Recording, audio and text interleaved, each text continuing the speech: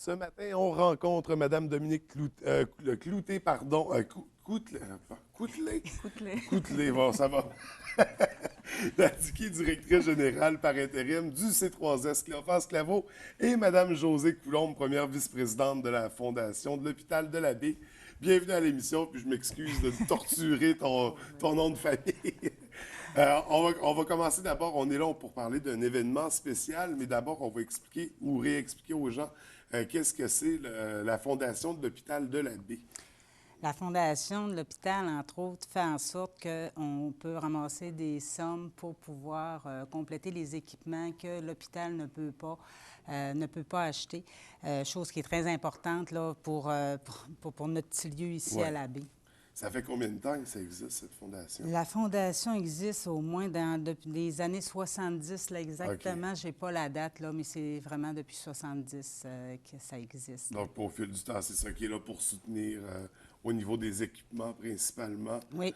J'imagine, c'est ça que depuis les années 70, ça ressemblerait à quoi le genre d'équipement que la Fondation aide à se procurer? Bien, depuis plusieurs années, d'abord, la fondation s'appelle la Fondation de l'Hôpital de la Baie. À ce moment, elle desservait que l'Hôpital de la Baie. OK. Depuis, il y a eu la fusion avec les sites d'hébergement et le CLSC. Et c'est sûr que maintenant, la Fondation dessert l'ensemble du C3S Cléophas Claveau.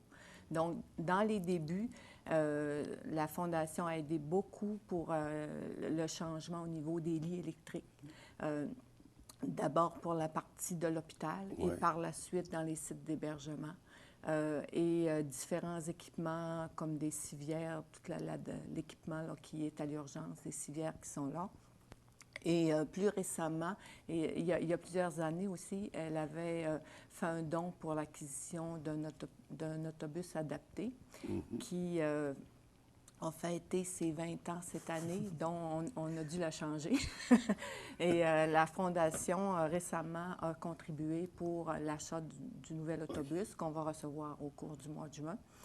Cet autobus sert à transporter les gens qui vont soit pour des différents rendez-vous médicaux et aussi pour les résidents qui font des sorties, les résidents qui sont dans les sites d'hébergement, qui font des sorties, différentes sorties dans le milieu. Donc, ça prend un autobus adapté. Ouais. Donc, c'est très utile et très apprécié par la clientèle et aussi pour le personnel parce que c'est adapté puis c'est moins difficile pour le personnel également. Puis quand on parle de matériel spécialisé, on parle de matériel dispendieux aussi. Ça prend du financement pour pouvoir acquérir tout ce matériel-là. Donc, vous organisez des activités pour vous aider financièrement. D'ailleurs, il y en a une qui s'en vient. En fait, vous organisez un barrage routier. Oui. Il s'agit de quoi exactement? Le barrage routier, c'est une activité qu'on a mis en branle qui fait sa deuxième année, qui fait en sorte qu'on voulait toucher toute la population de la baie, puis Bas-Saguenay, parce que on a des gens qui vont être là-bas, pour faire en sorte de ramasser des sous, parce que c'est pas juste les entreprises qui peuvent donner tout ça. On veut toucher monsieur, madame, tout le monde, parce que les chances que les gens aient besoin de l'hôpital sont très fortes. À l'urgence, on y va peut-être au moins une fois dans sa vie. Alors, ce qu'on voulait faire, c'est que les gens, monsieur tout le monde, donne un peu. Ça fait qu'avec le barrage routier qui va avoir lieu le 13 juin, bien là, on pouvait toucher tout le monde là, pour ramasser des sous là, supplémentaires avec toutes les activités qui se passent là, en courant d'année. Puis c'est ça ne nous touche pas, même ça ne nous concerne pas directement. On a tous un ami à la baie, hein, la famille, des gens qui vont utiliser les services éventuellement. Donc, puis ça vient, c'est ça, donner un coup de main financièrement à la Fondation. Donc, c'est ça, un barrage routier qui est organisé. Ça va avoir lieu quand exactement? Alors, ça va avoir lieu le 13 juin de 6h30 à 9h aux 4 intersections principales de la baie. OK. On va parler de l'avenue du Port, boulevard Grande-Baie-Sud, l'avenue du Port, rue Joseph-Gagné. Il va y avoir le boulevard Grande-Baie-Nord et la rue Bagotte, et rue Bagotte et Saint-Stanislas. C'est les 4 points stratégiques là, qu'on a pu être autorisés là, à faire. Là. Fait que de 6h30 à 9h, pensez à mettre de la petite monnaie dans, dans vos voitures là, pour donner à la Fondation. Parce que c'est de l'argent qui est réinvesti chez nous aussi à quelque part. Exactement, là. Les répercussions ont des retombées chez nous. Oui, exactement. Et là, j'imagine que vous avez besoin de quelques personnes pour faire les barrages. Est-ce que vous avez des bénévoles qui sont là sur place? Est-ce que vous êtes toujours à la recherche de bénévoles pour donner un coup de main? Bien, avec Mme Coutelet, on a un comité qui fait en sorte elle nous a trouvé, entre autres, 40 bénévoles pour être aux différentes intersections qui vont se séparer avec un représentant pour chaque équipe là, pour faire en sorte que le déroulement là, aille bien. OK. Donc, il y a des gens qui sont là justement pour l'encadrement, pour le soutien. Et ça, tous les sous qui vont être amassés sont réinvestis, c'est ça, dans du matériel qu'on se procure pour l'hôpital de la Baie. Est-ce qu'il y a un objectif pour le barrage? Bien, étant donné que c'est une activité qui est encore jeune, on avait ramassé l'an passé 6 200. Alors, on souhaite au moins avoir le même montant, mais c'est sûr que plus, ça serait apprécié aussi, là. Donc, là, on se met comme plancher ce qu'on avait atteint l'année dernière. Exactement. Comme objectif minimum. Et l'année dernière, là, on parle d'une deuxième édition pour cette année? Oui, une deuxième édition pour cette année. OK. L'année dernière, c'est le même fonctionnement. C'était les 4 intersections. Donc, Oui. on reproduit la même chose. Et pour justement les équipements, là, on a identifié un peu d'équipements qu'on s'est déjà procurés. Là, dernièrement, c'était l'autobus spécialisé. Qu'est-ce qui s'en vient sinon au niveau des achats? Ce qui est sur la table actuellement, c'est le Tomo densiomètre axial, communément appelé le TACO. OK. La Fondation fait un don de 250 000 pour l'acquisition du TACO. On sait que c'est un équipement qui coûte aux alentours de 800 000 Ouais. On a eu une très bonne participation du ministère de l'Agence. On a investi aussi en tant que centre, mais la Fondation participe également à l'achat du TACO. Donc, c'est le prochain investissement majeur. Le TACO qui est tant attendu, donc qu'on va avoir à l'hôpital de la Baie. Sinon, est-ce qu'il y a d'autres... Il y a d'autres équipements spécialisés, par exemple des civières douches bariatriques. Ce sont des équipements qui sont autour de 4 000 5 000 qui servent pour la clientèle hébergée. Donc, des gens qui ont des difficultés au niveau du tonus, qui ont besoin d'équipements spécialisés. Donc, c'est très, très apprécié par la clientèle. Des fauteuils gériatriques multipositions pour éviter des problèmes de plaie de pression. Ce sont des équipements qui coûtent cher parce qu'ils ont beaucoup de fonctions, mais qui rendent vraiment service aux usagers et, comme je vous disais tout à l'heure aussi, pour assurer là, une bonne sécurité pour le personnel. Ouais. Quand on parle, dans une année typique, disons, on parle d'investissement de combien environ au niveau du matériel?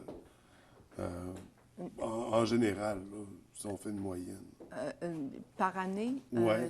c'est variable. C'est sûr que nous, on fonctionne beaucoup à la demande. Okay. Si on a un projet spécial, bien, c'est sûr que si on a besoin d'équipement, on va vers la Fondation. Et chaque demande est bien documentée. Ça, c'est important que la population sache que chaque demande est bien documentée, qu'on s'est assuré de la pertinence. Ouais. Avant de penser d'aller demander des sous à la Fondation pour l'achat des équipements. Ce n'est pas des décisions prises à la légère, c'est vraiment, c'est pensé, c'est prévu, c'est... Parfois même loué pour s'assurer que ça répond vraiment aux besoins. Parce que parfois, ça peut être, oui, on veut ça, mais est-ce que dans les faits, on va l'utiliser? Est-ce que ça va être vraiment sécuritaire, apprécié? Donc, ça arrive qu'on fait des locations. Okay. Avant de procéder à l'achat. Et donc, nos demandes, lorsqu'elles arrivent à la Fondation, on a toujours une bonne réception, mais c'est sûr que les demandes sont bien documentées, puis on s'assure de la nécessité des équipements. Puis pour en revenir à la Fondation, les activités de financement, on a le barrage. Est-ce qu'il y a d'autres activités comme ça qui sont organisées au courant de l'année? Bien, on a le golf là, qui a lieu à chaque année, qui est un très grand... c'est un très grand événement, puis très populaire là, ici pour notre fondation, puis c'est lui qui nous ramasse le plus d'argent. Ensuite, on a d'autres... il y a d'autres activités qui s'en viennent, mais que je ne parlerai pas encore parce qu'on est En conseil d'administration, on est en train de monter ces choses-là pour faire en sorte d'avoir différentes activités qui reviennent annuellement pour toujours ramasser ces sommes-là pour permettre OK. à notre hôpital, qui, si petit soit-il, là, est le mieux équipé au Québec. Là. Ça, c'est, comme on dit, toute proportion gardée, là, c'est le mieux équipé. Donc, on veut garder nos acquis, puis c'est comme ça, là, avec les activités qu'on fait, qu'on parvient à pouvoir donner des sommes aux demandes que l'hôpital nous fait. Puis est-ce qu'il y a moyen de faire des dons tout au long de l'année? Oui. Fait que si quelqu'un nous écoute, là, que les poches qui débordent d'argent, qui ne Eh, sait pas mon quoi en Dieu, faire, mon Dieu, mon Dieu, je vais c'est- donner le numéro tout de suite. de quelle façon on doit procéder? À l'hôpital même, il y a des enveloppes, OK, qui vous permettent de faire des dons, puis que ce soit par chèque ou différentes manières de le faire. Il n'y a aucun problème de passer à la Fondation, même le bureau de la Fondation qui est tout de suite à l'entrée à l'accueil, qui peuvent vous donner l'information, les documents pour faire votre don là, à la Fondation, puis ça serait très apprécié. Ouais. Fait que c'est de l'argent qui est investi dans notre hôpital, Oui. qui est investi ici. Ça aide les gens d'ici. Ça fait une société, une ville plus en santé. Donc, ça vaut la peine. C'est une belle cause, la Fondation de l'Hôpital de la Baie. On sait, des fois, quand on donne des sous à certaines causes, on ne sait pas nécessairement Où l'argent va. où l'argent va. Là, on le sait. Puis c'est pour des décisions qui sont mûrement réfléchies. Donc, c'est pas des achats à la légère comme ça. Donc, on invite les gens à donner généreusement au barrage routier du 13 juin prochain. On va reparler du golf Oui. très bientôt, donc on ne donnera pas de détails tout de suite, mais on invite les gens qui veulent bien participer à y être. On peut faire des dons tout au long de l'année. Et pour ceux qui veulent avoir plus d'informations sur la Fondation, est-ce que vous avez un site Internet ou un profil sur Facebook, Twitter? Facebook, non, on n'est pas encore sur Facebook. Je sais qu'il y a un site Internet, mais s'il y a vraiment des questions, c'est d'appeler directement à l'hôpital, OK. demander le bureau de la Fondation et la personne qui est là va pouvoir là, vous répondre là, pour différents éléments. Puis même s'ils veulent m'appeler, il n'y a aucun problème. Ils peuvent communiquer avec moi. On n'hésite pas, on appelle, on prend le téléphone pour poser nos questions. C'est ça. Donc, écoutez, on vous souhaite beaucoup de succès pour le barrage de jeudi prochain. Et au plaisir de se revoir pour parler du golf. Merci. Merci beaucoup.